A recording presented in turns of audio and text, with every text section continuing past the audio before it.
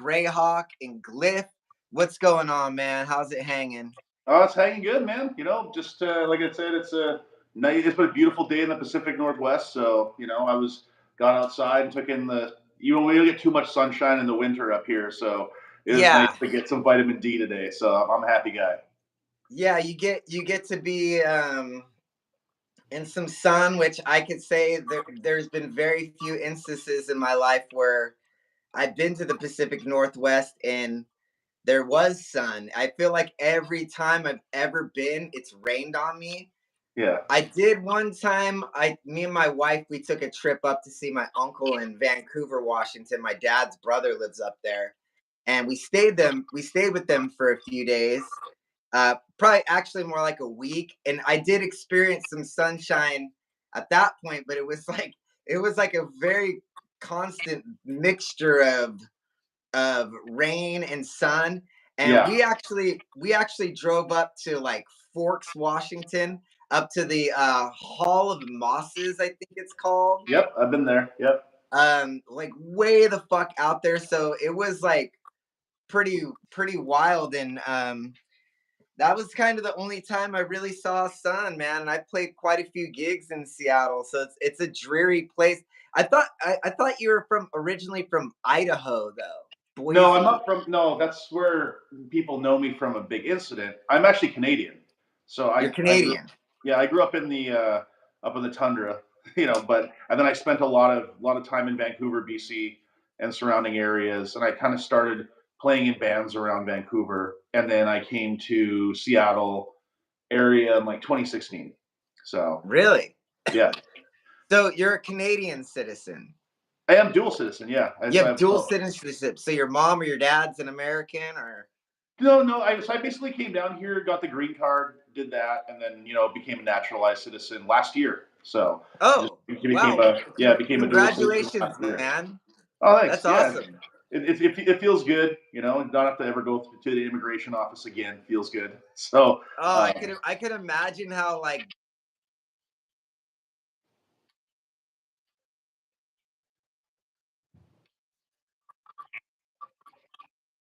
it's big huge.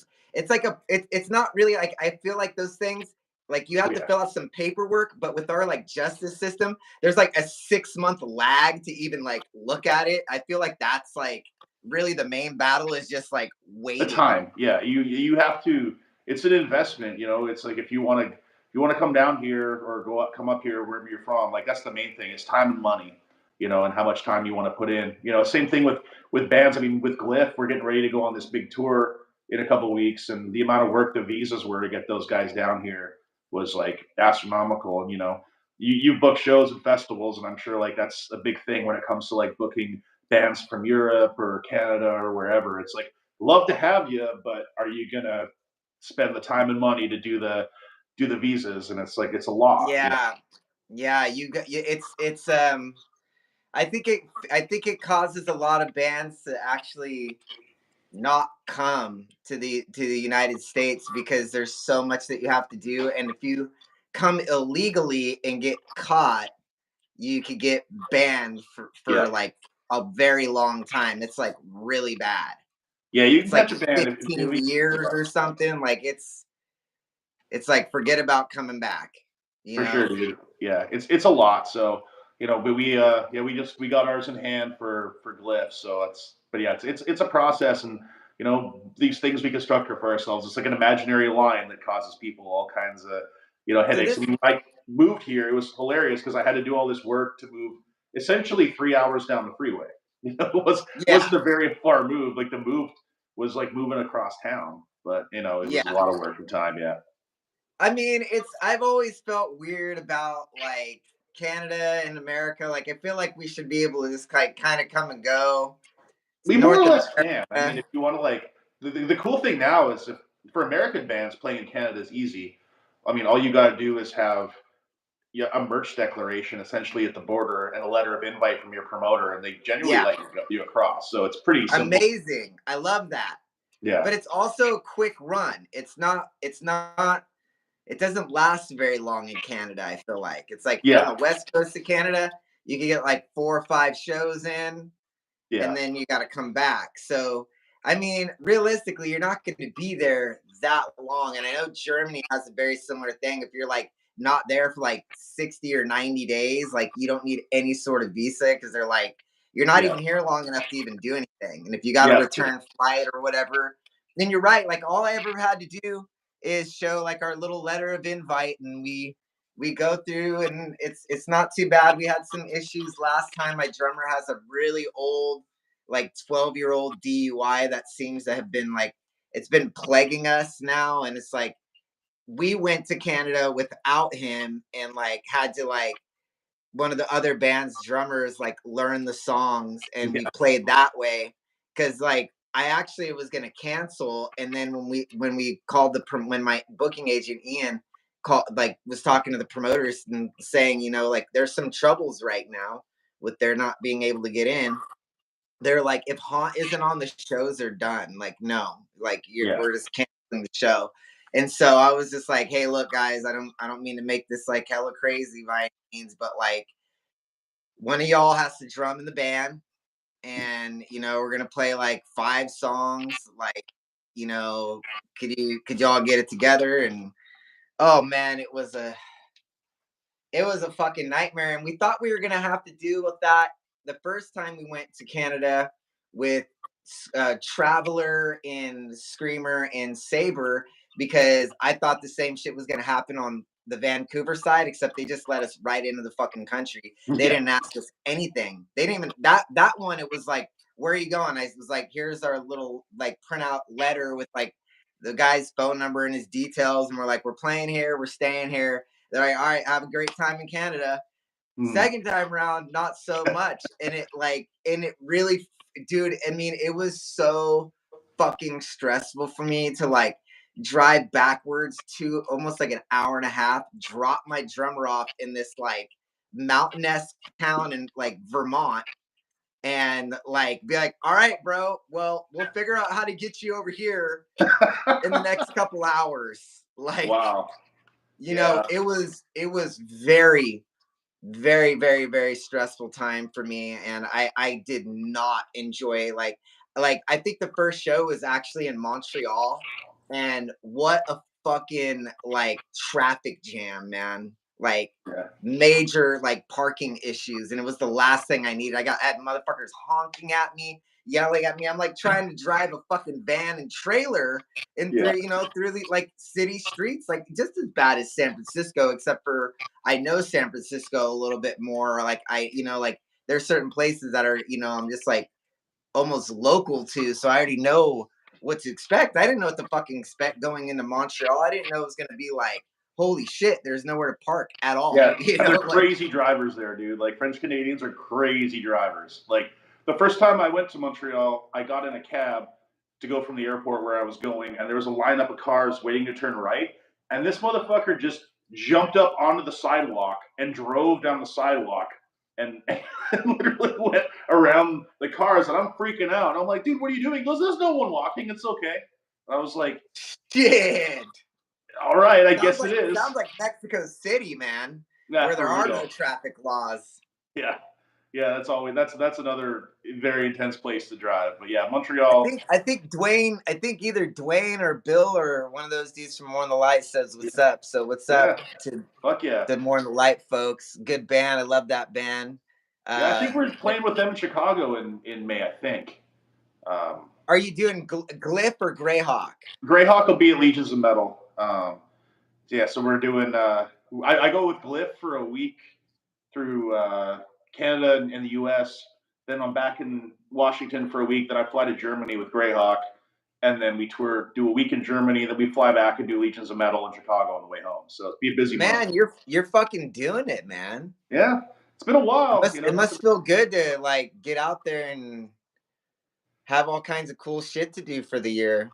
it is, man. And like I've always looked at, I've always been envious of bands that are busier than mine. So it's nice to have that happen and get busy. So yeah, I'm very very excited to get out and to play a lot of these places and see parts of the world that I've never been before. So it's Have gonna you be. ever been to Europe, or is this your first Yeah, time?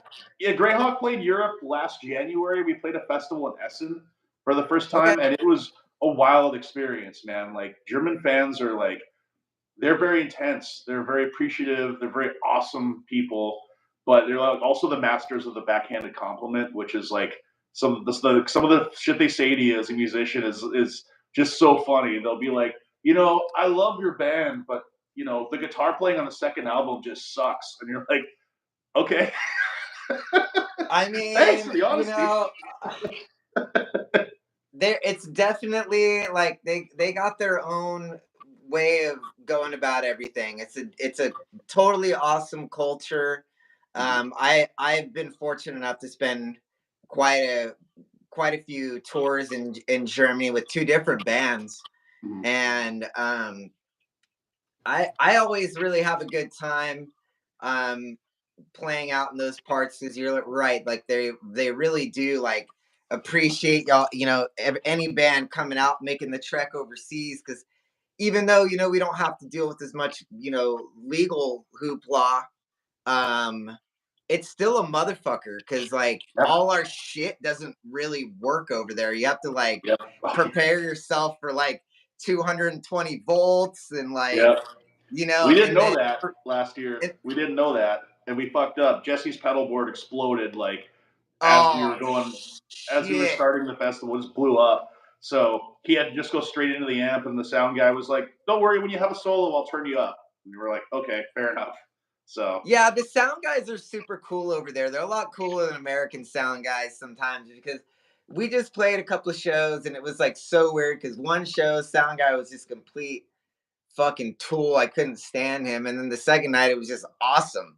And you yeah, could tell how much better like the sound was. It's like, why can't everybody just appreciate their gig and treat it respectively? And know these bands, like we drove a long way to play a show. We kind of risked our lives to come play, yep, because the highway is a dangerous place and certain times you hit storms and it's like the last thing you want to do is roll up and the sound guy is like doesn't want to listen to anything that you're saying about your setup that you use. You're just like just letting you know this is what we have. We have all these like I'm using these phantom powered dynamic mics up front now. They have a sick. built-in compressor module and a built-in noise gate. They're programmable. It's really a unique microphone, very loud. It actually needs no EQ. So like it just has so much headroom. And I was trying to tell this fucking dude, I was like, hey man, like you need to turn everything down when you Yeah, start us out. It will fucking feed back. He never got it figured out. He was yeah, like, and I was just like, bro, I told yeah, you to turn everything down, like all of it. Like you start at zero because this thing is like so hot because of the compressor that's built in. You know what I mean? It just really lifts everything up. yeah, And the next night I told the dude, and it was like everything we were done with sound check in like 10 minutes. The whole yeah. thing. You never know what you're gonna get out there. That's the thing. I'm envious of the bands who have their own sound guy because like that's just the greatest thing in the world. I mean, I mean, one day. I'm not even there. I'm not even there yet. So Yeah, it's like I can't even foresee that. I'm like I like everybody else in the band to get paid so we don't have to come home and have like no money. So it's like yeah. do we sacrifice sounding good every night or or do we take, home $2,000 less? People got to eat, bro. You're right. People got to eat. You got to pay the rent. So sometimes you just have to like strike it out and be like, we got to do without. We're tough. Don't matter. We're gonna give it what we got, and hopefully this dude fucking is kick ass, and that really dictates a lot, like out there. Yeah. So what tours do you got coming up, man? Like, what's the tours exactly? Because it Well, sounds like you got a lot going on. Are you guys just flying out to Legions, or are you gonna take a trek across the Midwest? we'll be so the Legions is actually on the tail end of our little jaunt in Germany. So we start at Keep It True Festival. So we're doing Keep It True. I think the Friday night, and then we're going to hang at Keep It True on Saturday and watch all the other bands because that's always important to me to, at a festival to stay and watch everybody. And then we have a couple club dates like in Castle and Essen and a couple places. And then when we fly back, we stop over in Chicago. We play Legions of Metal, and then we fly back. So it'll be about the Greyhawk Johns will be about a week and a half. So Wow, that actually is so well put together. I'm gonna have to applaud you on how great that works out because yeah, like but bookending a show, bookending a tour with two festivals on two different continents works out pretty nice. I would say that is like it couldn't really because Chicago you just get a fucking transfer flight to wherever you're going really. Bingo! It's a big hub, so you're good to Yeah, go. And yeah, Bob's really put together a lineup this year. I mean, our night, he's got Stryker, who are like one of my favorite bands on the trad metal circuit for a long time. I gotta love Stryker, and he's got Unleash the Archers as well, who was like, you put UTA on a bill, and they're just gonna sell it out right away. It's just that band, everything they touch lately seems pure gold. So he's got a great lineup. So we're gonna end it with a banger for sure. I'm pretty excited. what about this Glyph tour? Tell me But about this Blind Guardian. Is that what I seen out there? no, I wish it was Blind Guardian, but What is it? we're touring with Elven King and Ailstorm, and That's right. That's yeah, and right. they reached out to. I mean, we don't even have an album out yet, and it just kind of they saw what we were doing on social media, and they saw how we debuted the band at Mad with Power. We kind of just announced it on stage at this festival and handed it out. We had like 1,000 demos, and we handed them out to everybody just to get some buzz going. And they seemed pretty stoked, and they just offered us the tour. Like, no buy on, no nothing. They said, if you guys want to come with us, you can come. And, they're all 2 to 3,000 seaters. So, Yeah, like, that's fucking massive for like for a brand new first band. tour, When I saw that, I was like, whatever was done. I mean, it's like that's. I mean, and realistically, everybody kind of needs that. I got a very similar thing with not Haunt, but my previous band. I got to go out with Zach Wild for like 22 dates, right? and it was like so gnarly because his fans are like so gnarly, like Zach Wild people, Yes, they and are. like I was just like, are we gonna fly over? Like, are we gonna go over well there? And is everything gonna be cool? And man, did it fucking change everything about my life because all of a sudden it was just like, all right, here's this dude Trevor, and here's this band. But then I came out with Haunt, and they're like, well, he has both these fucking things, and he's writing for both, and they're totally different.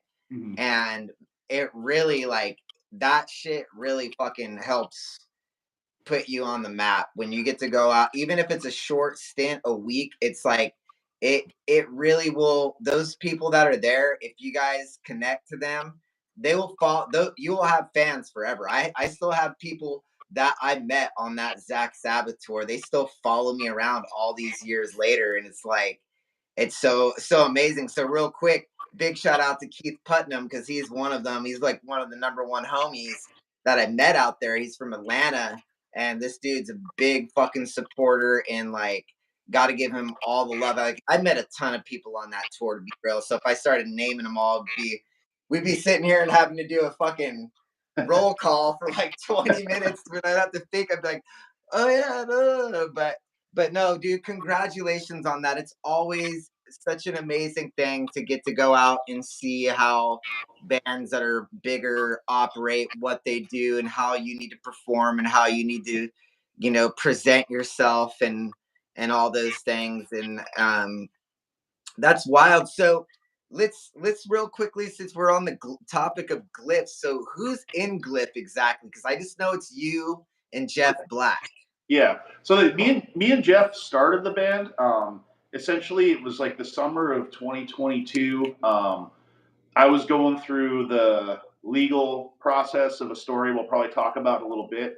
And I was just kind of bummed out. And, Greyhawk was kind of not doing a lot at the time. And Jeff was down in Seattle. And he was hanging out for the summer. And we just started, kicking it at the place I was staying at and, watching lots of videos and watching like old power metal videos and stuff and being like, man, we're like super tight homies. Like, why don't we do something? And we started kind of like looking at how a lot of bands write these types of songs and kind of trying to crack the code on the songwriting process a little bit. And kind of what we discovered is a lot of these bands, the guitar riff is like, traditionally I've always written like guitar riffs first and then built a song around that. That's kind of like how I've always done it, but we kind of figured out that like the melody, the vocal melody, was the center point of these songs. So we would kind of write melodies on a keyboard, and once we figured there was a catchy melody on a keyboard, we put it to drums, and then figure out what chords went with the melody and write riffs that way. So almost like reverse engineer the song from what I'm used to.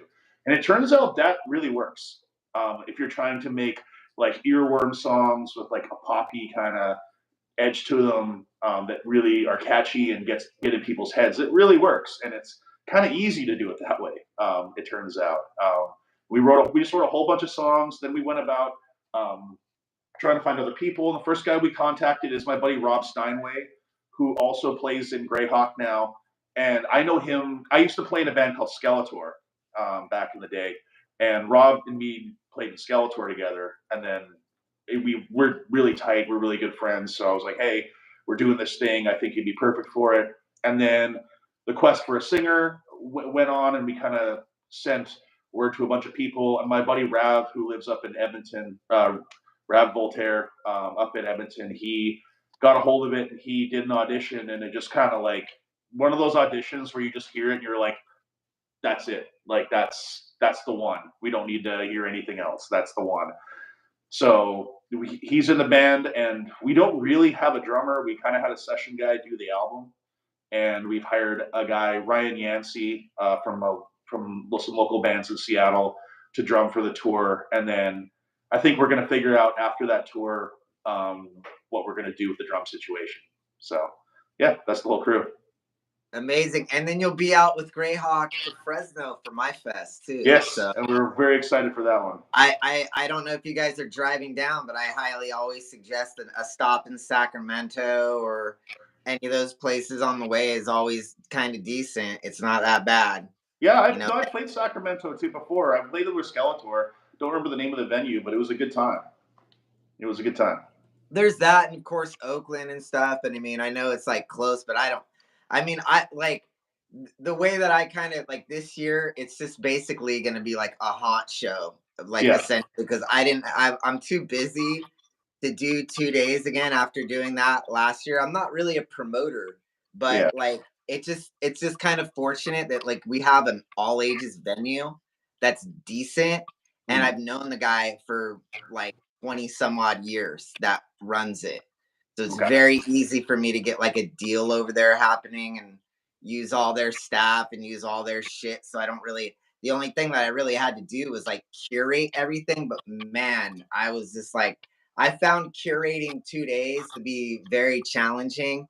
And when Yeah, I started trying to do the second one here, Frozen in Time 2, I just realized that there's like no bands on the Western Hemisphere that like I already had got them. yeah, I had already got him. I was like, I got Spell yeah, and I got Traveler. And yeah. initially I had Riot City, but they couldn't do it because they're having some drummer changes, I believe, at the time and some complications. So yeah, and I did have Savage Master, and that was again, it's like once you start, I almost like it was like, man, I hit up all of my friends in one swoop. I should have kept somebody off. Feel like for the, you know what I mean? Yeah. I didn't realize. So I started trying to book the second one, and it was just like I had a lot of people hit me up because I was like, anybody interested, yada yada. And people were hitting me up, and I was just like, all right, man, like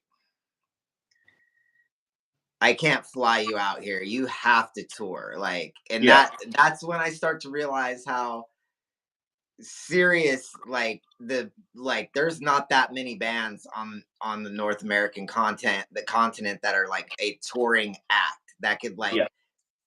successfully execute a tour from the East Coast to the West Coast back to the East Coast. Hmm. Like it's pretty challenging, I guess. Like you do have to take some time off work for that kind of thing. And like I mean, Yeah. I know better than anybody because like I've toured a fucking fuck ton. I've been to the East Coast so many fucking times. Like there ain't no way that you're going to the East Coast and back in under 2 weeks. It's No, not possible. no, it's not. And that's just it, man. It's not something that everybody can do because of work situations, because of life situations. I happen to be very lucky in that, my work allows me to do remote stuff, so I can, generally maintain my stuff from the road if I go to supplement any PTO that I take. So I have a good situation like that. But that's not everybody's situation, and it is very difficult for a lot of bands to make stuff work. But for us in Greyhawk, one of the things that we said, me and the drummer kind of said in the beginning was, we're tired of being in bands that say no to things. It's like we just want to go and have experiences, and if it costs us money, then it costs us money. You know, Yeah. like if we want to fly to, like, we got Hell's Heroes last year. It's like, the money from Hell's Heroes was not enough to cover our flights. But you know what? It's like, let's just load up some suitcases full of merch, go there and kick ass, and hope that we sell enough merch to make our money back. And we did, but it's a gamble. And you got to kind of, like, yeah, sometimes it is a risk to get on a plane and go fly and play a festival or play a show or whatever. But if you want to do it, if you want to do it, you want to do it. And sometimes, I don't think anyone ever said rock and roll makes financial sense. you know?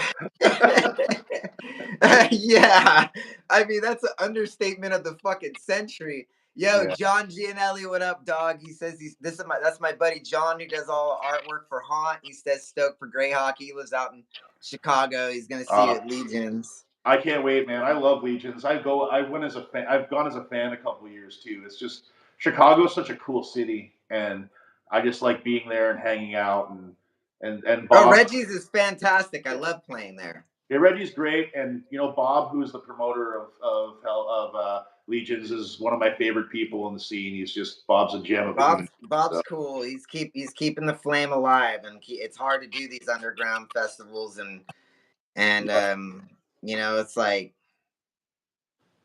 those people take risks as well. Like big financial flops sometimes, and it's like it's hard to bring a bunch of bands, man, and it's like it's weird. I'm like kind of a freak of nature in the light of like I'm not the biggest fan of music festivals because right. like I feel like it's like I end up just like hanging out Yeah, and I don't fucking see any bands. yeah, Like I mean I've played every single Hell's Heroes and I maybe have caught like two band sets. Like dude. maybe Yeah, it's so maybe. hard at Hell's Heroes to catch everything. It's because yeah, like you said, when you're going somewhere, there's your homie, there's someone that wants to talk, there's this, there's that, and then it's really hard to get. Same thing like Hell's Heroes. I'm just glad I caught Visigoth, and I'm glad I caught the Celtic Frost set and a couple others that I really wanted to see. But yeah, it's hard to see all the bands, and it is. It's just it's a lot. It's a lot of stimulus, and there's a lot of things happening at the same time. I don't know if I'd ever want to go to a festival like a Wacken or anything that size, because that just seems like complete chaos to me. I don't know that I'd have a good time. Yeah, I mean, it like for a lot of people, like that's the thing. It's like, but like I'm, especially with the European festivals, it seems like a lot of North American bands want to be like on all these festivals. But honestly, man, I'm like, I've been like trekking across the USA for so many years playing club gigs. And sometimes, like, honestly, they first off can pay a lot more money than the Yeah. festival gigs, even though like the festival, there's like a built in, like, there's people going to buy your shit there, but Yeah. they're also buying like 10 other bands' shit as Yes. well. Yes, they are. So it's like, somebody that might, on a different day, different time, they might drop $150 at your table, just one person. And if you get five people that do that, you had a fucking pretty good night for an underground metal band, or Yeah, rock and dude. roll band. You could go Absolutely. down the list of rock bands now because it's like if you're not playing the shit that's super trendy and hot, like, you're kind of out there grinding the gears and doing it because what else are you gonna do? Yeah. It's like you didn't choose a life of country music. You chose a life of either punk rock, heavy metal. I know that hardcore is like pretty big right now, like making a ferocious comeback. Yeah. But there's a lot of things where it's just like, man, like underground metals is complicated. It really is. I've been to so many shows, I've played so many shows, but one thing I know is like it's okay. Like, dude, 30, 50 people at your gig, you're gonna survive out Yep. there. So I can tell everybody without a doubt, like you can make it through with Yeah. that. No problem. It's just take the fucking risk. Like, you only live one time to do all this shit, really. I mean, it's like you can't you can't go and relive this when you're old. You could go to a career when you're old. I Yes. remember my Uncle Bob telling me, because my Uncle Bob, my dad's brother, he was chasing a musical thing for a long time. And he told me, even, he's like, Trevor, you don't really have to like think about a real career till you're like 40 years old. He's like, Yeah. you have to work. He's like, you usually have to work some sort of tenure, which is like 18 to 23 years. And once you've worked that long at a company, like, you get some sort of pension, retirement, 401k or whatever, and you can retire at 65, right? Yeah. He's like, until then, he's like, you don't really have to like just follow whatever you want to do, because after that, it's like you can't reverse that. You can't be like, all right, I'm gonna have, like, I'm gonna go after this musical career now that I'm like 40, 45, because you have to like start the thing. You have to start from the ground up. It could take years. I don't Yeah. know anybody that's come out the gate and been like, boom, here we are, 6 months of being a band and doing the whole thing. It takes a couple years of you know Learning, yeah, man. Like learning how to play in front of people, learning how to be a band, learning that you have to have stuff at your merch table, how to, like, it's pretty daunting. So it's like, you know young bands, go do it whilst you can. And if you can somehow managed to make it a career. I'm lucky that I have like some resemblance of a career. I mean, I always tell people that yes, I have a career in music, but I'm like the manager at Taco Bell salary. yeah. It's Yeah. not like, holy shit, I got fucking two Porsches in my garage, and I'm flying everywhere, and like I got drivers. No, no, Yeah. None fuck of us no. have It's mountain like, team money, and that's I and I'm fucking packing up records, shipping them. I'm doing all that. Like, it's not like, I'm just laying back in the studio smoking weed and writing riffs. yeah, dude. It's you become a traveling T-shirt salesperson. You become a shipping department. You become a personnel manager. You become an HR department dealing with your bandmates' personal lives and their strife. And you become a PR person. Like, there's a lot of skills that go into this that people don't know about when you get into it. It's not like the '80s, man. It's not like you get on the stage and play somewhere on the strip, and an AR guy comes down and signs you again. That those days are over.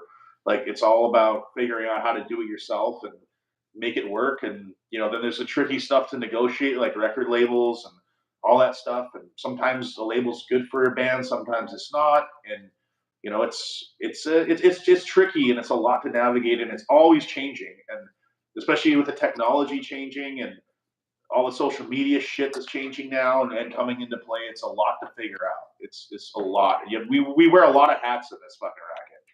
I mean, it's totally a different time and era and different way of I really like love your goal that you, or not goal, but your guys' is like mission statement of like, we don't want to be a no band. If we're gonna go for the experience, and Yeah, that truly, I feel like with that kind of attitude going into it, because there is an attitude that you must have when going into something, and it's not always going to be a financial gain, or or like, oh, if they're not paying, then we shouldn't go. It's like, nah, just go. Like we went and played Mexico for flights one yeah, time, yeah, and I was like, you know how many fucking pesos these motherfuckers had to spend? I'm like, these get the average person makes barely like $25 American a week. yeah, I'm like, these motherfuckers spent a lot of pesos. They put us up in a pretty like gnarly like hotel, but like honestly, I thought it was gonna be a lot worse. So like, I know there were some bands like complaining about there not being TVs, but I was like, the fuck you gonna watch in TV in Mexico unless you speak Spanish, motherfucker? Like, yeah, what are you, yeah. I you're remember gonna that. put it on? There's gonna be I Love Lucy or whatever that MTV ridiculousness show is. That's Yeah. like 24 hours a day on there. Oh my But god. it was, for me, it was like, well, we just kind of, there's like a gym, so we went over there and like just fucked around for a little Yeah. bit and tried to kill some time over there, and Yeah. and Can you but imagine getting mad still, that like, there's no like TV in your hotel? That's it. And hilarious. bro, let me tell you, like now that I think about it, for going and playing for flights, it was so gnarly because on the way back, like our connecting flight was missed, and we were in like a completely different country of Mexico, stuck there for like 28 hours. Fuck.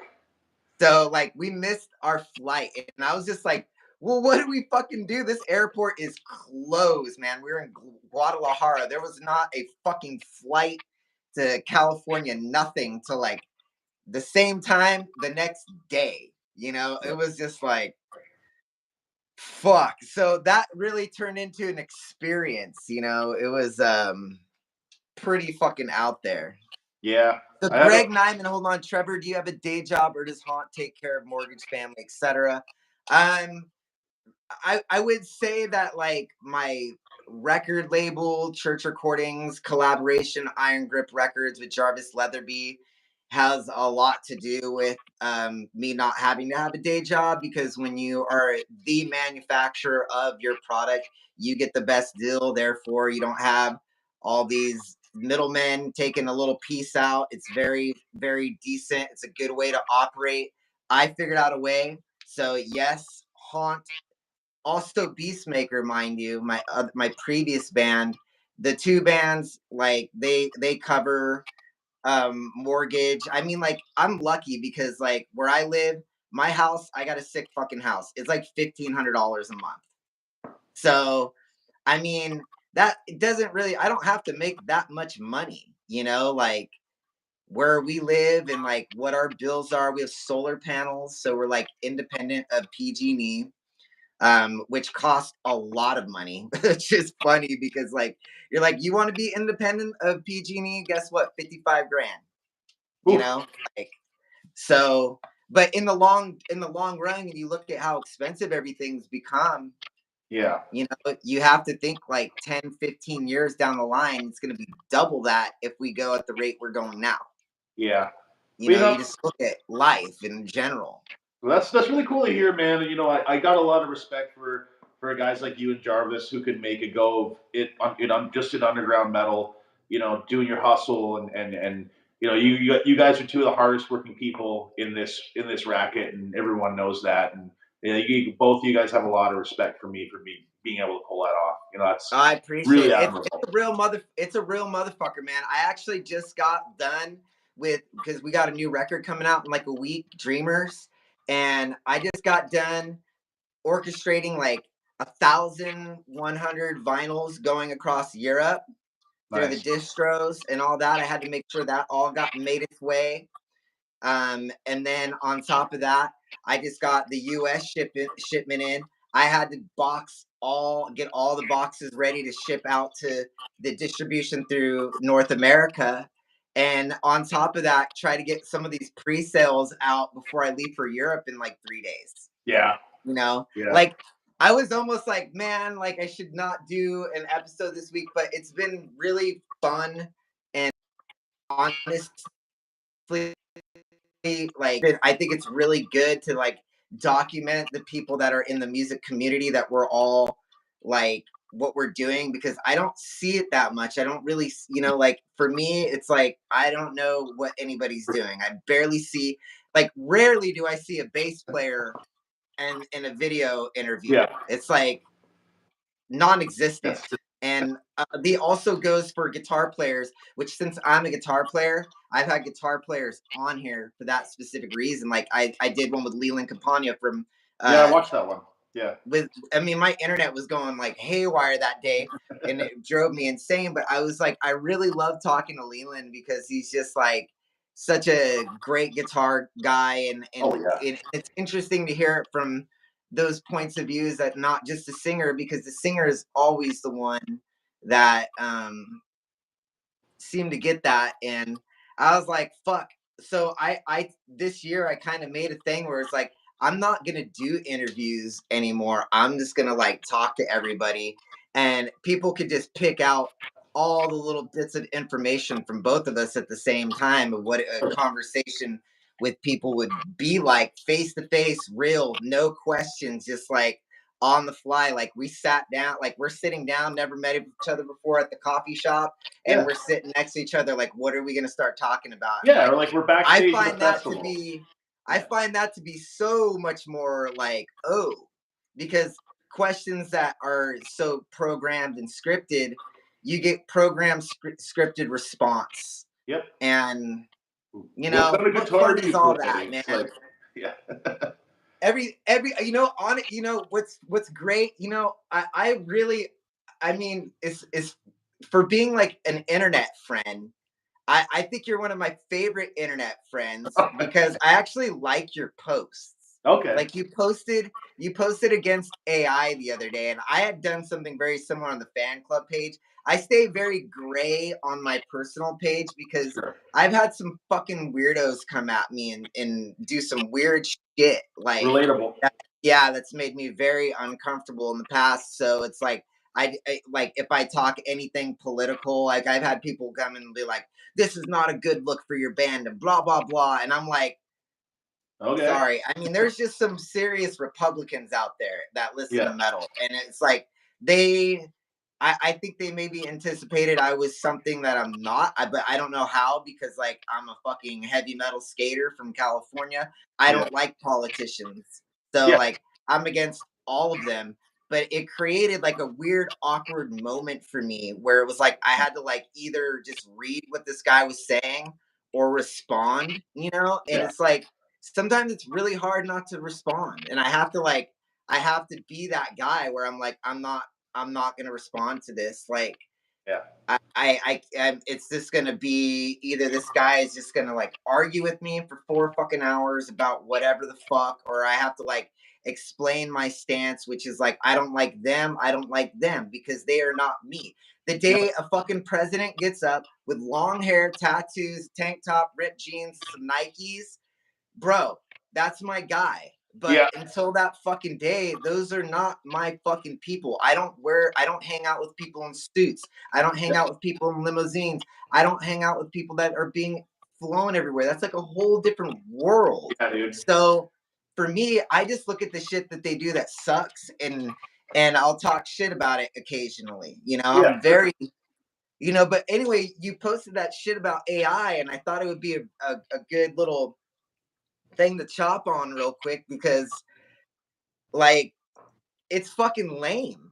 It is, dude. And it's one of those things like that I look at things like that and I see them and I'm like, okay, this is a thing. It's coming. There's nothing we can really do about it, right? It's coming. Um, but we really need to take stock on what it is, um, how it works, and how are we going to use this as humans, as a society.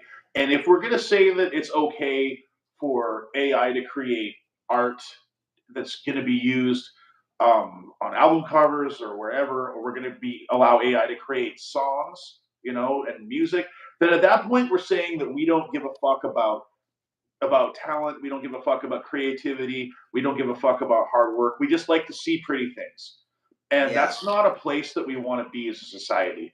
Behind the beauty behind everything that's a beautiful piece of art or a song or anything that comes from the creative part of a brain is that somebody made that. And there's talent and drive and know how and personality and a human element that went into making that thing that's now this Also, immortal hold piece. on. One, I want to add to that. There's one thing in there that AI I don't think does is like humans are we make flaws in our creative Yes. stuff. Nothing truly perfect, and I feel like AI is just scripted for perfection because it doesn't know human error because it's like you can't really distinguish Yeah.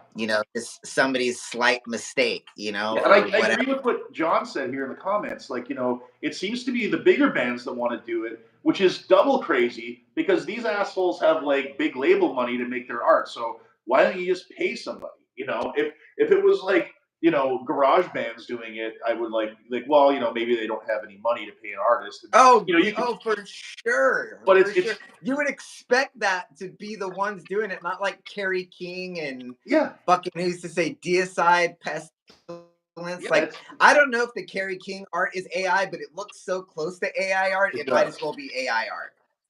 So to me, like that was already flawed before it even began because that's where I'm like, where's the line going to be drawn between like what is AI? Because from what I've seen so far, it's so close, Yeah. but it's so the same. It's like DSI and Carrie King's album cover is basically the same fucking thing. Yeah. And it's Yeah. so lame to It's me when I look at it. Even in my youth, like if I saw that and I had my $12 that I only got one fucking album that weekend, which is yeah. what my life was. Yep. And I would not have bought either of those just by looking at it. And I think there was a little meme up earlier about Pestilence's new one, and that one with like kind of a shitty drawn face with like maggots on it. Yeah. And Yeah. like that, even though it's not great art, it's still so much cooler looking. It's cool. Yeah. It is.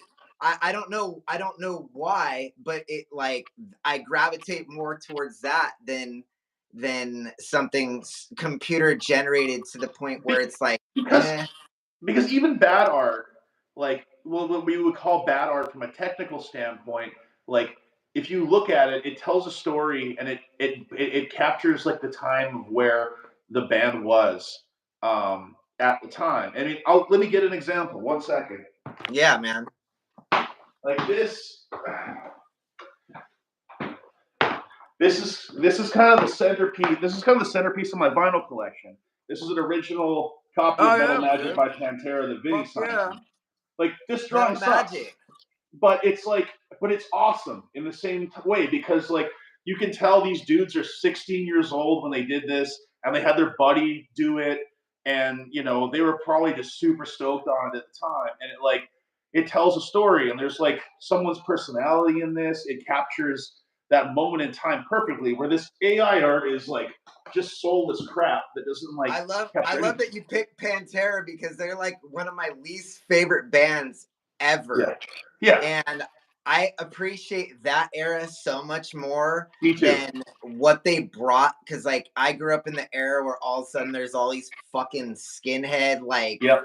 racist dudes in the scene. They had their cargo shorts, their army cargo shorts, cons and shaved heads and muscle t-shirt and Pantera and shit. And it was really weird because like I'm just not into violence. I come from the punk scene from California where it's like you fall, somebody picks you up. Everybody, we're a fucking community. Like this is a place where we all come to be together as one. No violence, no fighting, no homophobia, no anything, no racism, nothing. You accept everybody for who they are. And now here's this whole other thing now where it's like it's not so much that, and I'm seeing it because I lived in a small town, so it's like it's different because like in the major cities, like racist people they hide, but in the country, it's like you know everybody. Yep. So it's like there's not really, even if you don't hang with them, you're gonna run into them because a friend of your friend or whatever, you're gonna stumble upon it. I remember like the first time I stumbled on some motherfuckers. They lived, so I used to skate in the high school parking lot with my friends after school. And I had a buddy that like he had a friend that had an apartment, and you know, we'd go like smoke weed. We were little fucking, you know, we're kids, and like we were looking for somewhere to go smoke a joint. We had our acoustic guitars and shit, and we skated in the parking lot.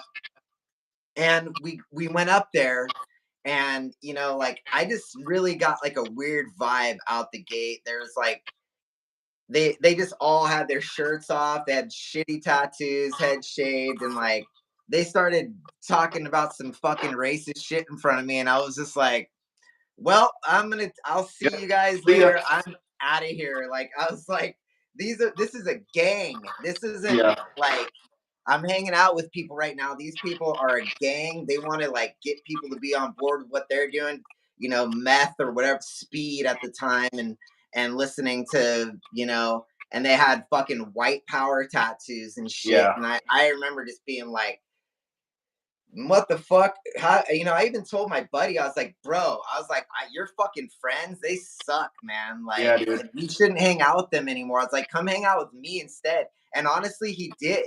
Nice. That's I good, man. like removed I removed him from it because I told him, I was like, I ain't hanging out with you, man. I can't. That's not my fucking scene. I Yeah. skate. We go to shows. We play music, and this is some like I can't fight anybody, man. Like Yeah. I'm a skinny dude. I ain't trying to But scrap. I'm with you though, man. I'm not on board with what I call the Confederate flag era of Pantera. I'm not on board with Mm-mm, that. Like mm-mm. their glam shit in the '80s is super fun, and I really appreciate the musicianship in it. But yeah, once they started doing the tough guy stuff, like I'm out. I'm not into You're the out. So speaking of tough guy stuff, and also because Pantera, they're that's one of those like epic tragic stories of somebody coming into a venue, shooting up the venue and killing people. And you had a very similar experience happen to you. Do you want to like, where did this happen? So this happened on my 41st birthday, um, in Boise, Idaho, at a venue called the Shredder. Um, I and played there. I yeah, played there with Haunt with Toxic Holocaust. great venue, you know, Yeah, great venue and great people. And, the show itself was awesome. We got asked to go out there. So, they ponied up the right amount of cash and, we loaded up the wagons and we drove out to Idaho. And, we played this gig and yeah, it was awesome. The local scene in Idaho is really, really cool. The bands we played with were great. People were really supportive. There was a great vibe the entire night. Um, and then as the show had wrapped up and everyone was loading out, and at the Shredder there's that little like kind of back patio area behind the stage. It's like yep, outside, and then out yep. there is a loading dock. Well, I'd kind of packed my shit down, and we were kind of slowly loading out, but we were kind of hanging and kicking it back there, and all of a sudden, one of the guys from one of the other bands came up to me and said, "Hey, man, there's this guy in the parking lot. He's kind of like he's acting weird, and we gotta like keep an eye on him." And I guess we had a woman in the band at the time, and I guess he'd kind of come up to her and started saying some creepy shit to her, and they kind of said, "Hey, like you got to go, like can you come check it out?" So I went out, and there's this dude back there, and he was I have some training in my past that allows me to assess threats and figure out what's going on. And I had this guy pegged for a big problem right away. I mean, you've dealt with belligerent drunks, I'm sure, being on the road as much as you have. They're Yeah, a lot of times you meet people and they're loud and they're full of hot air and they're going to talk and but in the end this guy might try to throw a punch, but he's going to fall on his ass and get taken home, or nothing's going to come of this. This was different because this guy was kind of like real, like he was pretty cold. Um, and there's a vibe about him that was he had a major chip on his shoulder, and he didn't seem to worry about what anybody was saying or doing to him. I kind of came out there and made my presence known. Like you've never met me. I'm 6'2", 270 pounds ish, not a small man. So I made my presence known. He kind of saw me. We locked eyes.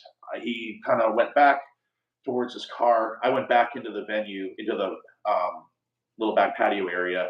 He went back to his car. As he turned around from his car, he did this, made a little like gun motion at the crowd. Then he got in his car and he comes out. Now he's got a backpack on him. And I'm like, motherfucker, here we go. This is like, it's going to go down. So he came back and he tried to get in the venue. The guy who was volunteering there, like, kind of being a doorman, said, "Hey, you can't come in. You don't have a ticket." He wanted to come in. Um, it wound up with him taking a swing at somebody, and then they were squaring off. So I moved in close. I saw what in the concealed carry world is called a print of a gun in his pocket. So I saw the gun. And I knew he was armed, and I knew I was going to get shot. Um, I mean, you confront a guy with a weapon, you don't have one, you're getting shot. It's just the way it is. But I needed to get him away from the crowd because there's still probably, I don't know how many people there, but there's at least 12 people still in the venue. And with a backpack and one weapon, I can tell what's about to happen. So he went to draw the pistol, I moved in. I kicked him as hard as I could. I was trying to kick him in the nuts, but I missed. And I kicked him on the inside of his leg. He buckled. Um, and then I moved myself between him and the crowd. He circled to his right, bam, shot me. I got real lucky because he tried to draw the gun and he screwed up his draw and it got stuck in his pocket and he pulled the trigger in his pocket. So he shot me through like his jacket. I think it was his jacket pocket or his pants pocket. I think it was his jacket.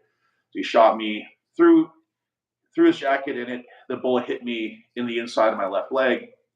I went down to the ground. I got back up and said something else. I think I just swore at him. I don't remember what I said, but I was getting ready to catch bullet number 2. But I just needed him to get away from my friends and my bandmates. Lucky for me, the cops were already looking for him because he had shown his gun to somebody else that night. So as soon as the gun went off, there was like sirens and lights and cops were everywhere. He then ran into the next parking lot and they had an armed standoff with him for a good solid 15 minutes before they managed to take him. And I wound up in the back of a SUV and I got medical attention there. And then I got whisked off to the hospital and I don't remember a lot after that. Like there's a big black spot. I remember being in the ambulance. I remember being in the emergency room. I remember talking to a detective. And then I remember going through they couldn't get me painkillers in the hospital because it was COVID times and they were like understaffed and the hospital was overwhelmed because there was too many people in there with COVID. So I couldn't get any painkillers. So I just kind of sat there like with a bullet in my leg, just waiting. And then I remember my singer wheeling me out in a wheelchair and then we went to go through a Walgreens drive-through. And I remember sitting there in the side of he was driving my truck. And the guy's like trying to explain to me what the medication is. And I'm like, dude, I'm sitting here bleeding with a bullet in my leg. Just give me the fucking drugs. And I was like, okay. So I got taken to a house nearby.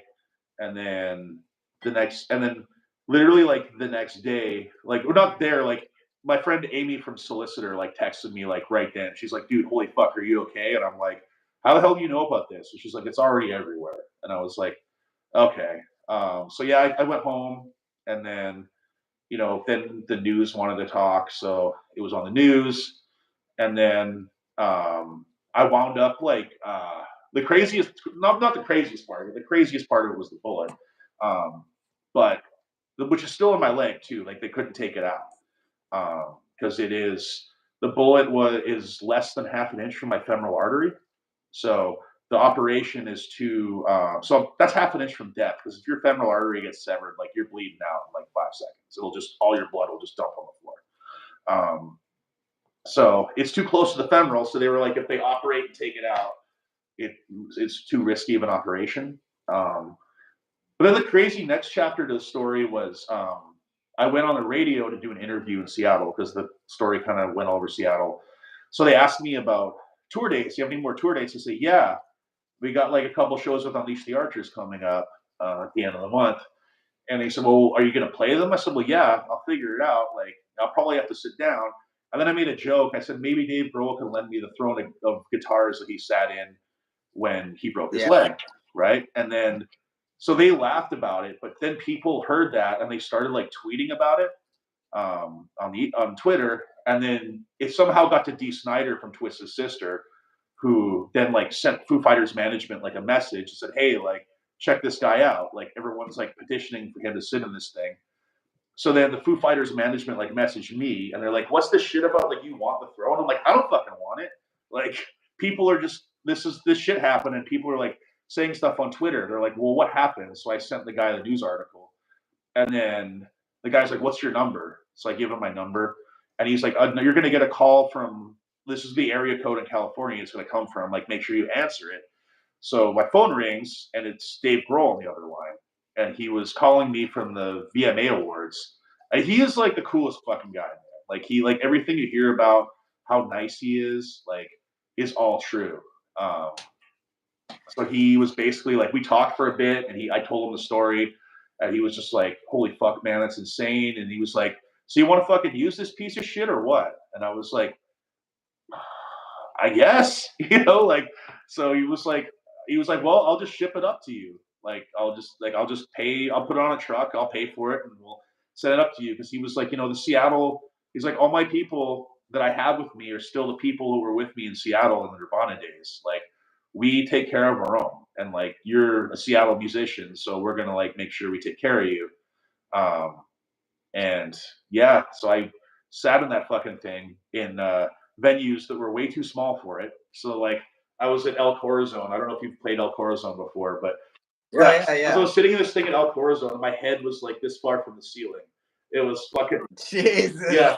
It was Christ. some Spinal Tap shit. It was really funny. And I was show because Dave played there with Nirvana when it was called the Off Ramp, and I took him pictures and sent them to him. He was just fucking dying laughing. He's like, "That's so fucking funny, dude. I can't believe you guys got that fucking thing in that space." But yeah, I had it for a while, and then true confession, it didn't fit in my house, so it was like under a tarp in my backyard for like 4 weeks until I could get it back to him. It was just like sitting like this iconic piece of rock history was just like sitting wrapped in a tarp in my backyard.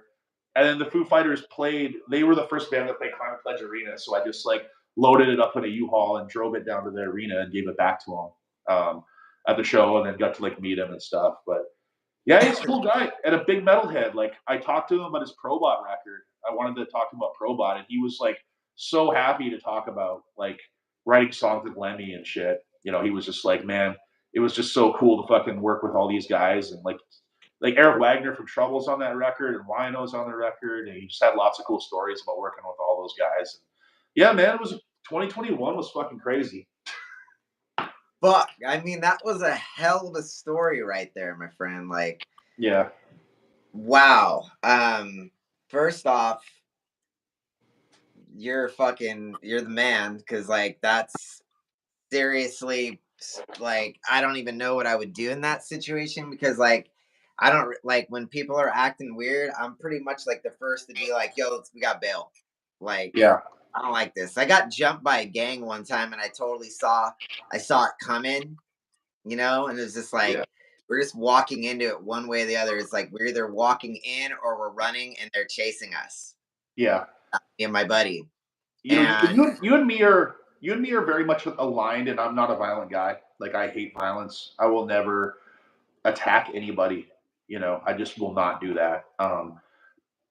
But in this situation, running in this situation, it just would have meant that this guy just would have been able to. Maybe everybody in the venue was trapped. The front door was locked, and the terrible. one way where he was standing, that entrance was one way in, one way out. So it was confrontation or mass shooting. Take your pick. Yeah, it's tough. I mean, I just don't know if I mean, you're a big dude, so like you could, you're 6'2", 270. You said. I mean, you're towering over me. You're like two of me. Yeah, Like I mean it's seriously. So it's like, I mean, I got a little height. I'm 5'9", so I'm not like a shrimp boat, but yeah. like I don't got a lot of meat on my bones. So it's like me, like I would be like, man, if the dude is bigger than me, I wouldn't even have had a chance, like to even do anything. But I also have a family, and I'm like, yeah, I gotta get the fuck out. Yeah. Like And there's that's where nothing my wrong with brain that, goes. I man. don't even want Like to be in those. It makes me worried about like just being in these places anymore without, there's just so many fucking whack jobs out there. Like why, I don't know, man. That's well, and I hear you, dude. ugh, Like, I had an experience the other night, or not the other night, a little while ago. I was at a pub, and some guy stood up, and his pistol fell out of his pocket and just landed on the ground. You know, and for me, obviously, that was pun intended here, a little triggering. Um, and I didn't get mad at him, but I basically said, "Bro, like that's against the law. Why, like, you cannot carry in Washington State. You can't carry that thing in a bar, and you shouldn't be carrying that thing. I've watched you drink 8 beers, like since I've been here. Like, you're not exercising good judgment right now." And the reality is, in the United States, everywhere you go, there's going to be people with firearms. Some good people, some bad people. Um, it just comes down to, you just have to go out and live your life. And sometimes shitty things happen. And for the most part, I mean, I think I do believe that most people on the planet are good, and, or at least like, you know, intend to do good, are not evil, malicious, don't want to kill people, don't want to hurt people. So, the law of averages says, you're probably going to be okay. But yeah, is there that risk that somebody could do something crazy? Sure. But you can't let that stop you from getting out and doing your thing. I mean, Oh, for sure, for I was sure. back on stage I in a mean, packed venue 3 weeks later because you just got to fucking, I mean, whatever. I'm not going to let one stupid asshole like, dominate my life, you know? yeah, life is short. I mean, it's a bad experience, and like I said, like it's like some of those scenarios, like some people won't even do what you did. I mean, that's kind of like, I mean, I sometimes think about like 9/11 and how was there not one fucking gnarly burly dude ready to throw down? Like, I'm like always, there's always these questions of like, like you threw down. It's Yeah. like, that's really a lot of it. Like a lot of the times it just seems like that's all you have to do is throw down if you're able to. And I mean, I've been taking better care of myself, to be real. I've been doing some like exercising, bench pressing, and just keeping Nice. myself in like good physique, but that doesn't really make me a threat at all. The only thing it makes is that I'm not a weakling. You know what I mean? It's like, okay, if you fall on me, I might be able to push you off of me. It's Yeah. scenario.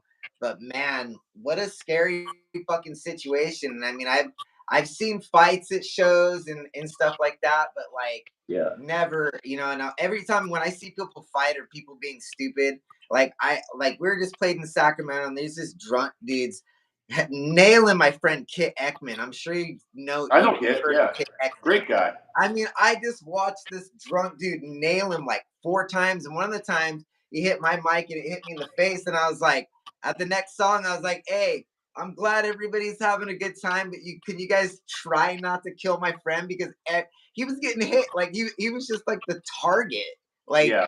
out of default." And I'm just like, why do people even get like that? Like to me, it was like, I'm like, it's just awkward. I'm not a fan of alcohol. Like, I don't drink at all. I just smoke weed. So maybe Yeah. that's like why I'm like, why do you want to get like that? Like, I don't really like mesh with anger well, like, cause like I just have like anger in my life from just all the things that I've tried and failed. I have all kinds of weird things that I deal with within myself.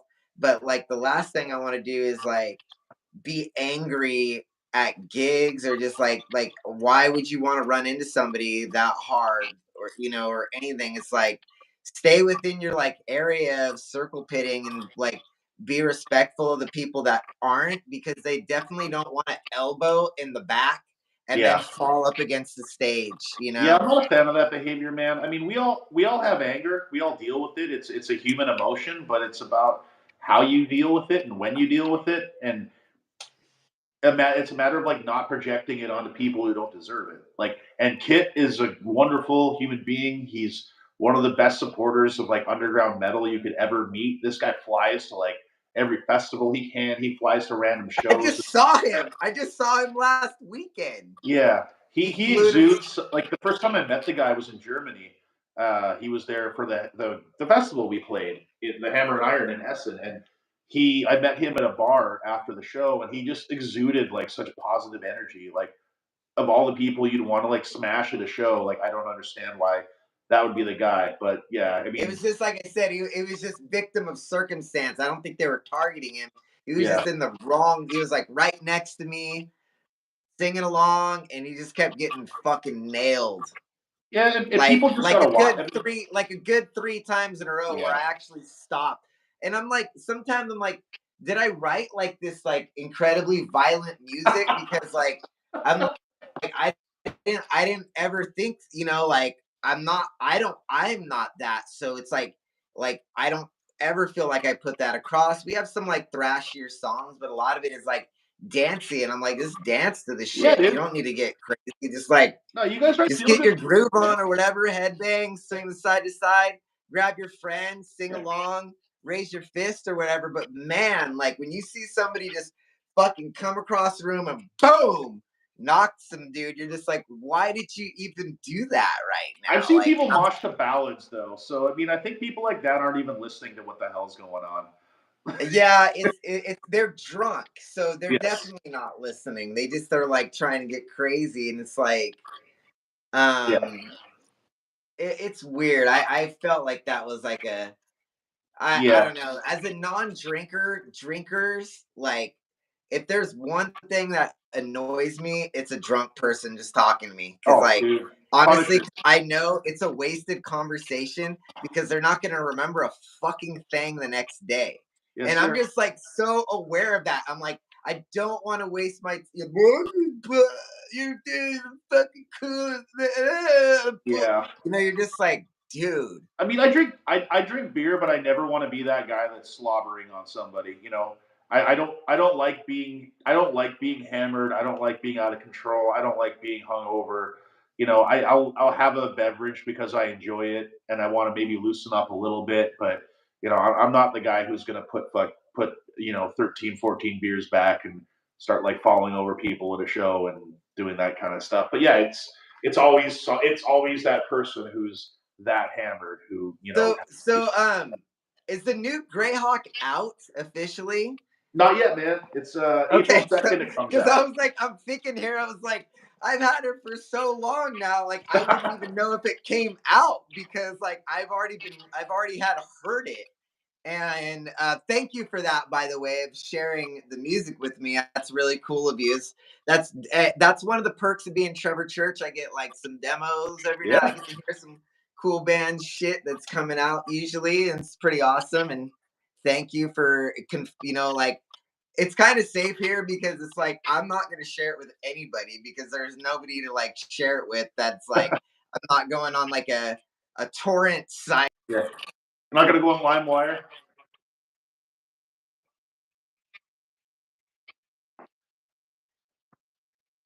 music in my life. It's too. For sure. It's.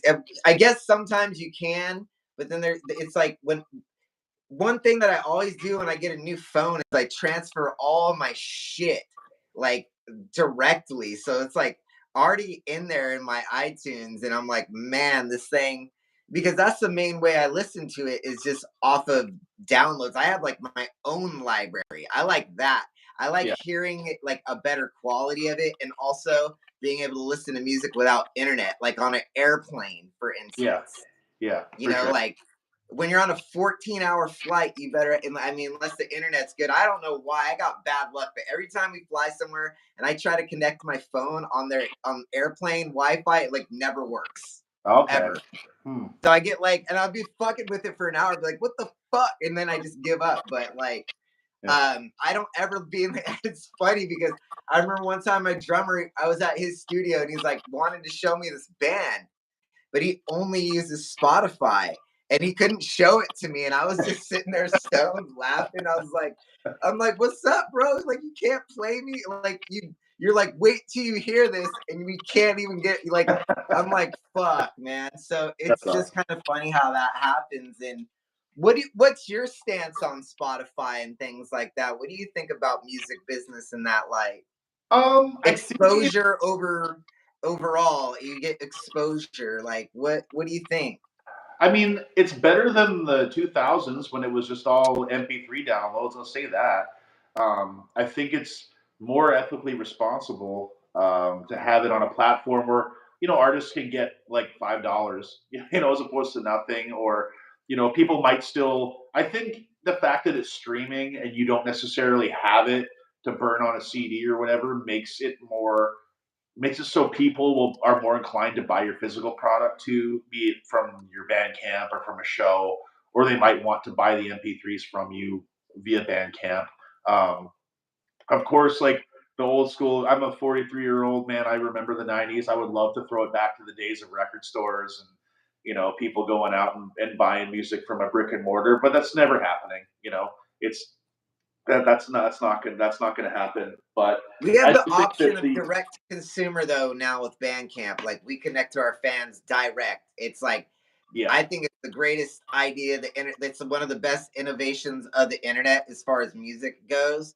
I agree. because if you think about it, yes, you're right. Like Spotify is better than the era of like soul MP3 downloads Yeah. because yeah, you are finally getting some money where you might not have. Um, but like something like Bandcamp where it's like the artist has the store, the artist puts up what he wants. You could choose when you want to release it. You could choose so many different things, and you could spread the word of it so easily, and it's like, hey, this is where it's like at if you want it, Yeah. as opposed to you don't you still need like the brick and mortars, of course, because like there's a special place for that in every city. And I think like I've even lost touch with it. We have one down the road called Tower District Records, and it's about the only place I go into anymore. But like I'm not really into record collecting anymore. I don't spend that much money on it like I used to. I spend money on musical equipment and my band going on tour. Yeah. So it's like I just don't have the financial like going in and being like, all right, I'm spending $100 on this rare underground record right now, Yeah. and I'd love if believe me, if I was independently wealthy, the sky would be the limit of all the collections of shit that I'd have, But Yeah. um, I think it's rad though that so many people are into vinyl. I love manufacturing it. Like Yeah. if anybody goes, hey, where's your record collection? It's like, well, come into my attic where I'm storing 600 haunt records right now. You Yeah. know There what you I go. mean? Like, do you want to see what the fuck, man? Like, I got records coming out of my ass, and Yeah. it's not. I don't have a lot. Like, they go, but like, I order a pretty big amount, so it's like, um, we're doing all right in the light of like doing a pressing and being sold out, and then that just does the next record. That's how I've been kind of doing it. Like so much shit is like out of print of haunt almost, where it's like I was having to talk with Jarvis the other day. He's like, are you gonna repress anything? I was like, no. And he's like, why? Because you have a new album. And I'm like, yeah. Yeah. So Exactly. like I don't want to, you spending like 2 or 3 grand on a repress as opposed to like, all right, I'm gonna go all in right now. I'm gonna like, we're using a mixing and mastering engineer now, Yep. recording it in my studio, but sending it out. And Yep. to do that on a really great scale is not cheap. And my new No, it's record, not. Dreamers, is probably the best sounding thing I've ever done. We really like got into it, and the song Serenade, I really love it. Yeah. Except for that, of course, I'm doing everything DIY. I decided no PR, no marketing on it, because like we want to see if we can make it happen ourselves with growing our YouTube channel to growing our Patreon, and promoting Bandcamp, as opposed to like you lose money on these things in the end, and you have to fund. The thing about art and being a creative type in having a band as that vessel is you kind of need all those funds all the time for the next thing that you want Yes, to you do. do. Yes, you do. And Yeah. to me, that is like why I do the hustle that I do, is to be able to fund that without taking money from a record label and owing them money, and then having a relationship that can kill the vibe of it all when you don't. I have nobody to argue with. Like Yeah. there's nobody that the only person I could be mad at is myself. There you And I go. sometimes wonder, have I made the right decision? I've hired big PR people. We've put out marketing budgets of like 8 grand before to $10,000, yada yada. And when I look at it all, I'm like, the fucking one thing that I can say that hella put me on the map so hard, and it was free. Fenriz from Dark Throne put me on his album of the week blog. #1 record, Haunt, Luminous Eyes. Yeah. That fucking day changed my life forever. Yeah. And I that's was no longer Beastmaker after that. I was now Haunt, because it exploded. People loved what I was doing at the time. I had no idea. I didn't even have a band. Hell's Heroes, Christian Larson. He wanted Haunt to play. I didn't have a band, and they were like Tim McGrogan from Shadow Kingdom and Christian were like, "We'll put a band together. Get out yeah. there. Like, here's some money. This is plenty of money for you to come here, take care of you." And so there I was on my fucking way. And to this day, like I could even say being on the cover of Decibel is just something a lot of people strive to do. That only does so much. Like it didn't like put me out like now I'm like a big fucking star. And like how much more marketing can you get than your face on the cover? You know? So it's like if you can't get it to that level, then these algorithms and thing. I'm just not a believer in these like buying Google Analytics to promote Yeah. your music in the algorithm. I'm like, I'm gonna use the money that I'm doing that, and I'm gonna fund the tour where I could shake my fucking fans' hands and like and share my love for music with them, and usually curate the bands that are coming with me on it that I Sure. think fucking rule. Yep. So, I mean, tell me I'm wrong to kind of just take No. a different No, fucking I think you're path. right, No man. PR money, no marketing money, and just going and doing it. I think organic engagement is always going to be the best. Any organic engagement where someone finds you either from, like you said, somebody giving it a recommendation, or they see you at a show, or they see your video on your YouTube channel where they can engage directly with the band. That organic engagement is always going to be the most effective one, because that person is going to like latch onto your music. They're going to have that. You're more likely to make a super fan that way.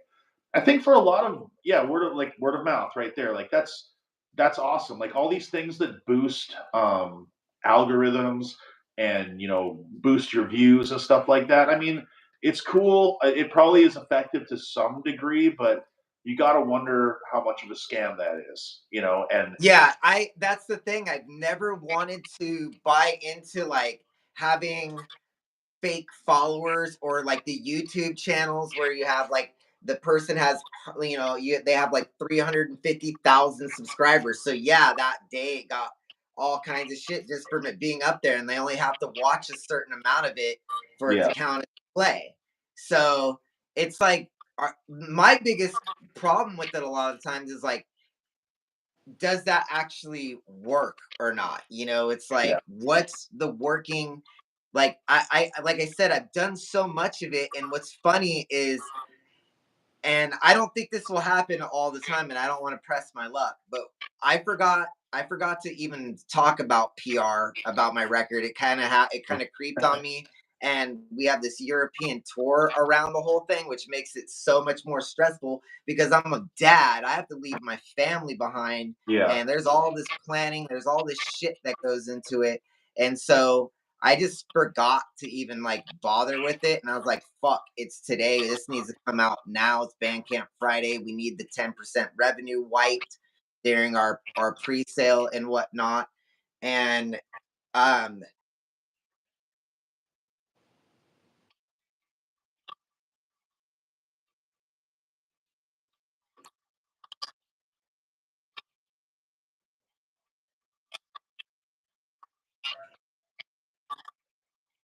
yeah,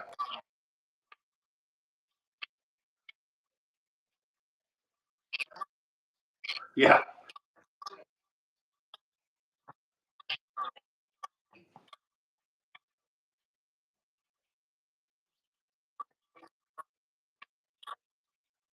yeah,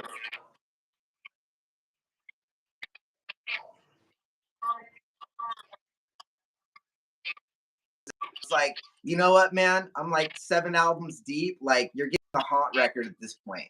yeah, Like what do you expect here? We're gonna fucking do some shred and have melodies. Like yeah. that's the only, I mean, like when people tell me what are you doing differently, it's like the only thing that really is that I really change up a lot is the what my lyrics are going to be like, or whatever emotion, whatever's happening in my life. Like Sure. last year, Fight the Good Fight, I've been battling the IRS for 5 fucking years. I love that song, man. That's my favorite song you guys do. I love that song. I and play that and song all the time when I'm driving home from work on Friday. That's like my Friday work song. I love that shit.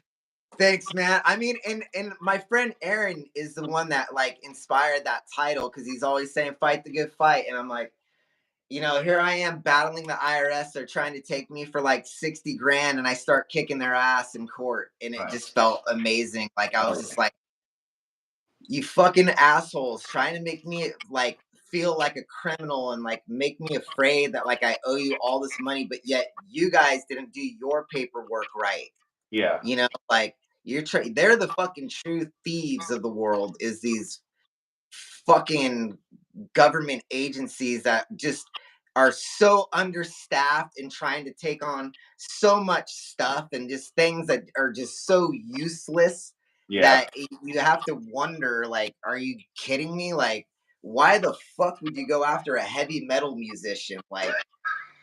Like, No kidding. bro, like, No how kidding. much are you gonna get off this? You're gonna pay your fucking employee 3 times the amount that Exactly. I would even potentially owe you, fucking assholes. Yeah. So Like yeah, none of us have so any like real money. that era, it was like fight the good fight, is because I was like, I'm not letting them take me down. I'm not letting them shake my dream. I'm moving forward no matter what. Because I'll tell you one thing, there ain't nothing. I mean, there's some scary shit out there, but having those motherfuckers down your neck is a motherfucker, man. Yeah. I am not gonna lie. Like, Yeah. it put me through the ringer, and the fact that I came out on top, I'm still battling it. It's like it's Yeah. going to be ongoing probably for the next 2 years, but we've already been winning each case, and so it now it's just like, all right, we just have to wait for them to reply to all our legal bullshit, Yeah. I got you. which takes a year. So you Yes.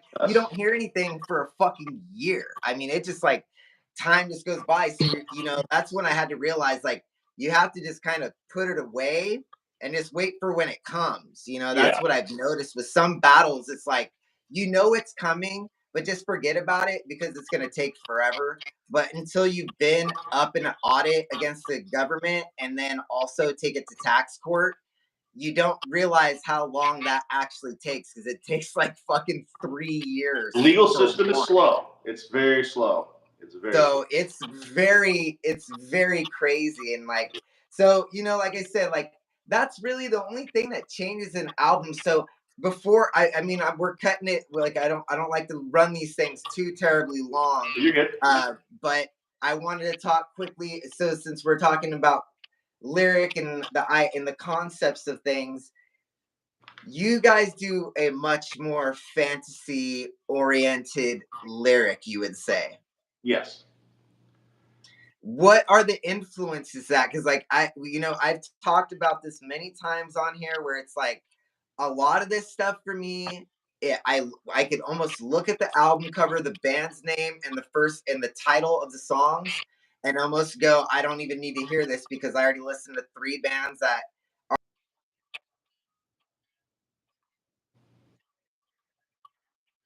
actually correct, minus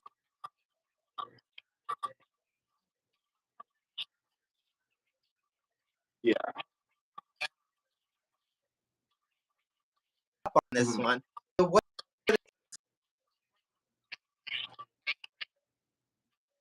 album cover look to the song titles? Like, what are you guys Look, going into?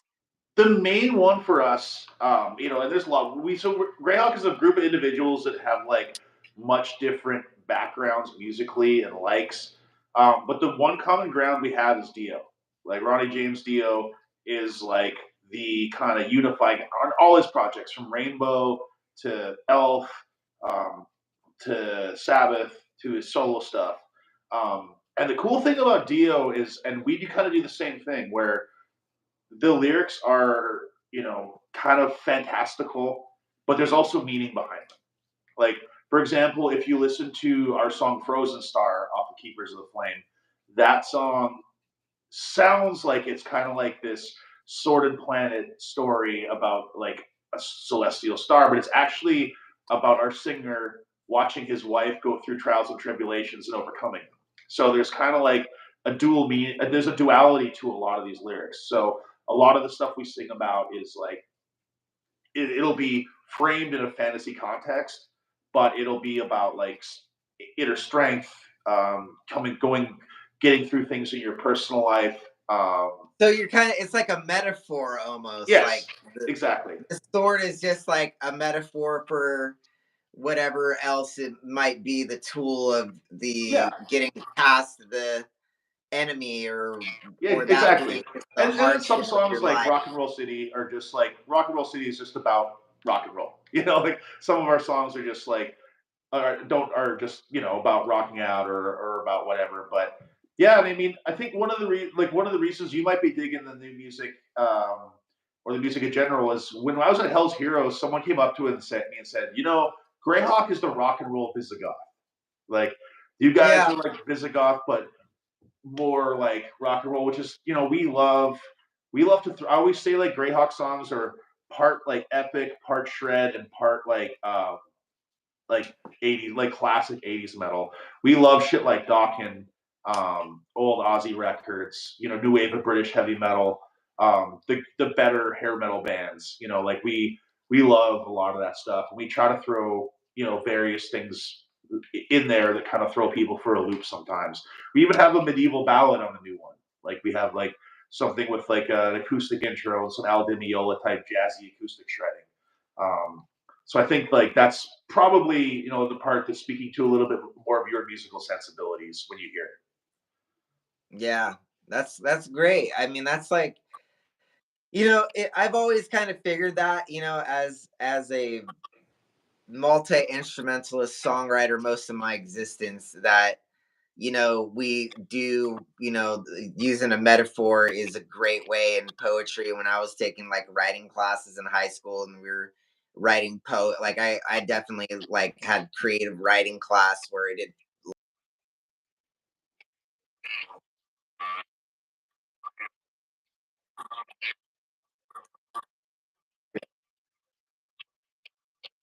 it. It's like Yeah, what words rhyme with this, what words rhyme with this, and like really learning how to rhyme was like how we do everything. But I just have always been, it's the hard thing for me just to overcome sometimes is the amount of sword and wizardry of horseback yeah, riding that tends to kind of flood in.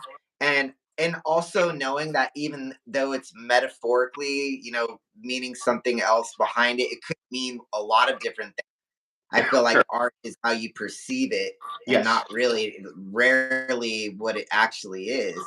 true. So it's like I also know that too, so I'm like it's not like it's not the most original of concepts. Yeah, And that sometimes is like the hardest pill for me to swallow in heavy metal as a guy that's like I've really embraced heavy metal most of my life, probably more than other types of music. yeah, But like the metal that I've always been drawn to usually had like a certain distinctive topics of things that they like I'm wearing Witchfinder General, like I yeah, want to hear Black Sabbath type lyrics. yeah, Boom. Like there yeah, doesn't really need to be many others outside of that to I don't know, I just like I've already done my horror lyric band like with Beastmaker and yep, have a huge fascination with movies and things I I definitely gravitated to horror sci-fi more than Lord of the Rings, but I always kind of like loved Lord of the Rings. I went and saw Return of the King like 6 times in the yeah, theater. I mean, like, yeah. Same. no, in the time where like you went to a movie theater, I don't go to fucking movie theaters very often anymore Yeah, because like it's all out like so I didn't even know what happened sometimes, or it's just not anything like that. But man, I love those stories and I love all that. And um it's just interesting because like I don't know if it's just where I come from that you know social awareness type stuff too. Like the bands of California era stuff that from the '90s, like Pennywise, yep, AFI. Those are two pretty like large bands that were coming out at that time. They kind of like had a lot of influence of me, especially lyrically and what they were doing, what they're talking about. I always yeah, loved Bad Religion. Love the yeah, lyrics of Bad Religion. sure. Always, I mean, I can't say that like when I got into it, I was not inspired by heavy metal lyrics for a long time. It wasn't really till I found the new wave of British heavy metal did I realize how much I actually loved heavy metal Yeah, because the lyrics just got so much better. It Yes. was like poetry to me. Yeah. And where at the time a lot of the bands, I don't know, man, like I just wasn't, I didn't really vibe heavily with bands like Testament or any of that as much as I did like with Megadeth or Metallica or whatever. But you know, it's, I always kind of like gravitated headfirst into like more of a punk rock lyric about this, either talking about your feelings on the world or whatever you're Yep. going into, or stuff that like the same thing, like you're overcoming. Like I have this song Light the Beacon. It sounds like so Lord of the Rings because it's like you light the beacon. But it's just like when I was writing it, I was writing a song about losing my three cousins that I grew up playing music with. My cousin Brandon, who's one of the best guitar players, bass player, like bass extraordinaire. The guy was a fucking, he put shame to me, man. Like I couldn't do any. And the only thing I had him beat, he couldn't use a pick for shit. He was the Really. best finger picker on an acoustic guitar I ever heard in my life.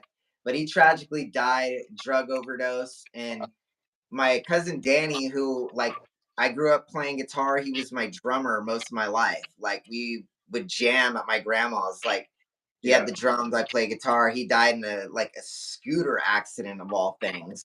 Uh, Um, and then when I was 19, my cousin Mike, who actually taught me how to play guitar, he was like my first teacher.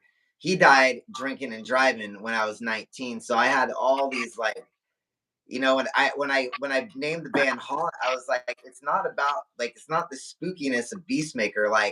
yeah. Like I am a haunted person and I'm going to talk about my life because I had to overcome some serious battles there. Addiction. Sure. Luckily I didn't get into drugs. You can see I didn't thrash myself too hard, but I got really into drinking and really let that take a hold of me and let me that like was that killed my pain for years. But like, I say gallantly riding to your fate. And it was like, I was like, so many people are gonna think that I'm talking about a horse, but I'm like, you're just like you're going to your whatever you're doing that day, you're going for it.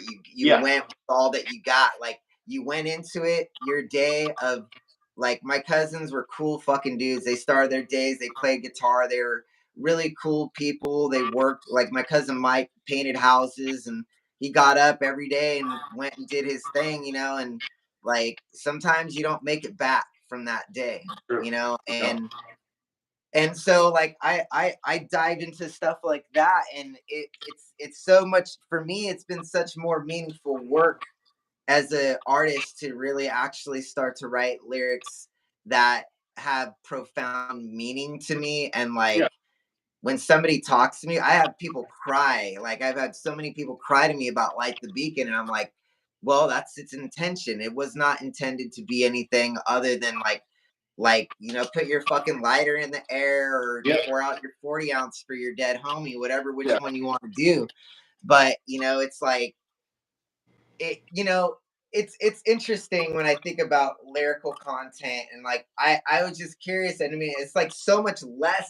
When you said Ronnie James Dio, I was like, Yeah. I thought you were gonna say Dungeons and Dragons or something, No. and I'm like, okay, Yeah. So that's Dio. yeah. That's where it comes. Dio is the fabric of the fantasy stuff within that band. That's like way different than Yeah. I would have ever really thought that would be said, because again, like I always feel like it's a Lord of the Rings, Dungeons and Dragons kind of realm a little bit more. And I don't know nothing. I don't really know a lot about it because I've never really been in a band that goes Sure. into those things. So I never really know. Like I look at Eternal Champion, right? And I'm like, Tarpey writes books about this shit. He Yeah. sent me a fucking knife, bro. He sent me this. Yeah. I told him, I was like, could you make me a cardboard cutter? And I was like, he just sent it to me. Like, Yeah. he's that You- fucking cool. He's like, yeah, I got you. He sent me a box cutter. And it's so Yeah. sick. I love it. I have it somewhere around here. But I'm like, that guy is the epitome of what you should realistically be. I think he made his own chainmail too. Yeah. Probably. I mean, if there's a guy who's an embodiment of that style, he's the guy. And There's no better band doing in that, and no disrespect to y'all's fantasy epicness, but man, like when I look at that dude, I'm like, yeah, you're fucking Conan. You're the rest of your band, they might need to hit the treadmill, but like Tarpey though, bro, like Yeah, when he does his bow and arrow thing, I'm like I just love the dude. I think he's such a fantastic guy, and yeah, I've been lucky enough to talk to him quite a few times over the years, and he's a great guy, and I have a lot of respect for that band. Also, obviously Visigoth, because I'm yeah, really good friends with Leland, and I Jake is an awesome, amazing singer, and just such an overall rad guy. To where it's like I just believe in what those guys are saying and doing, and like same. that's where I think like it really like that's why I get so it's so They hard were, to penetrate me because like I've seen these dudes and they are it. Like Jason yeah, Tarpey is like he is fucking Conan of heavy metal as far as I'm concerned. He could yeah, forge the blade to kill you with, and he's big enough to where it's like, are you really gonna flex on the guy? And you know, it's like he knows how to wield his own he makes his own fucking hatchet. They'll fucking yeah, boom like and yeah. he writes incredible stories. So I really like enjoy that, and it makes it so much more interesting. I feel having so much originality in that light that Yeah. it's hard to supersede that. You know, it's like who's gonna do it? You know, Yeah, it it's is, like and that's why we had to do something a little different. You know, when we got this band together, me and Jesse, the lead guitarist, were kind of the first two, and Jesse was basically like he's basically like um, Yngwie Malmsteen's love child. Like basically, he's Malmsteen Jr. I mean, one of the first songs we played together was "Far Beyond the Sun," and we basically wanted to make a band that was kind of rooted in that. When we got our singer, we met Rev, and he's an opera baritone. So he yeah, had a voice of like a lower register. So we were like, well, shit. Now we got to figure out how to like kind of incorporate like a baritone voice into this type of music, which is a challenge. And Visigoth was like, kind of the one of the bigger inspirations when we heard Jake do it. We're like, oh, that's how it can happen. But in the end, we had to because of them, we kind of took our like shreddy Malmsteen Dio thing we were doing and shifted it in a bit more of an epic direction to kind of fit that baritone voice a little bit better. We kind of started writing stuff that was a little more mid-paced and a little more plotting, and things that honestly suited the rhythm section better, where me and the drummer could kind of do the Jimmy Bain and Vinny Appice thing of just kind of like locking in a groove and like riding the bike a little bit and getting fancy where it needs to be, and just get on that groove and layer some textured chords over top of it, and then just really let the vocal melody shine or the guitar solo shine over that. So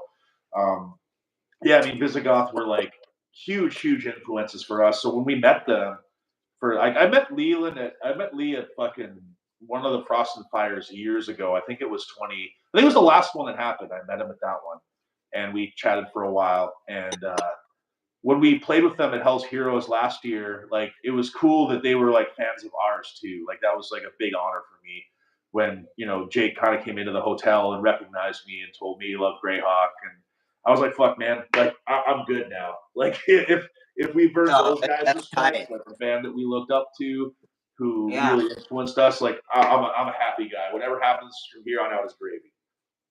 Yeah, it's always rad to have like recognition from your peers. It's no doubt a good feeling when it's like they dig what you're doing, or like whatever the case may be. And it's just one of those things. It's like I feel like it's a really good era of music happening right now, not just because I'm part of it, but there really are a lot of amazing like Yeah, bands that are I'm going to with you. be in 10 years from now, and a lot of at least older bands, I mean, they're going to be there, they can't come back. They're like Yeah, they're going to be in their fucking 80s and shit, like they're dude. gone. I mean, we were talking. Speaking of Jarvis, I just saw him a couple days ago. He was up in Seattle, and we played with Sirathungal up here, Yeah. Sirathungal, and it was like, it's their last tour. Like that's it. And yeah, like they're in their 70s now, and Judas Priest is in their 70s, and Not really though. I mean, yeah, not really. yeah. But it's like, yeah, I not mean, really. the original guys, yeah, Yeah, but not not all of Richie them. Falcon and Yeah, Andy but Schneps or whoever else they got. I don't know who they got right now. yeah, it's time for some younger bands to step up to the plate, and we're gonna have to carry that torch. You Yeah, know, there's not gonna be a choice in 10 years from now, and no, that's like where it's like I always tell my guys in my band, I'm like, bro, it's not really about just like having a super fast start. I was like, the bands that have longevity are the most successful yeah, because staying a band is one of the hardest things to do, and you have to do it for a long fucking time. It could take 20 fucking years to get there, but when you get to that 20 years and you're like, well, fuck. It took a long ass time, but we're making the most money we've ever made. Our albums are behind us now. We play what people want to hear. It's fantastic. You could go when you go into the studio, it's more like you're just like, all right, well, what do we got? Do we have anything yep, left? Okay, let's see. Oh, cool. Oh, we made a record. Cool. Go back out and play your oldies. You know what I mean? yeah. It's like it's I mean, it's shit. one of those things where it's like I look at it as like it's exciting now, but it's going to be more exciting in the future. I feel just as it is for bands like Satan and like this old new wave of British heavy metal bands and old like even like a band like Medieval Steel or something where it's Yeah.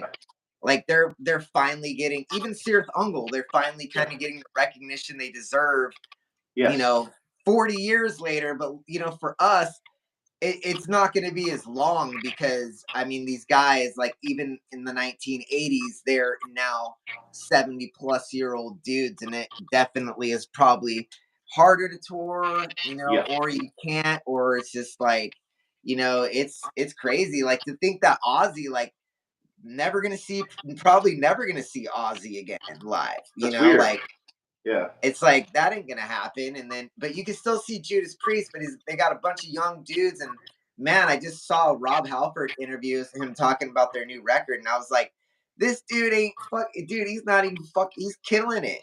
Yeah. He's Like his performance is amazing still. that dude must take fucking so many goddamn dietary supplements and take care of himself because Jesus, Yeah. like it's like fuck, man. Like your voice is like still insane, and you're killing it. You're out fucking touring hard.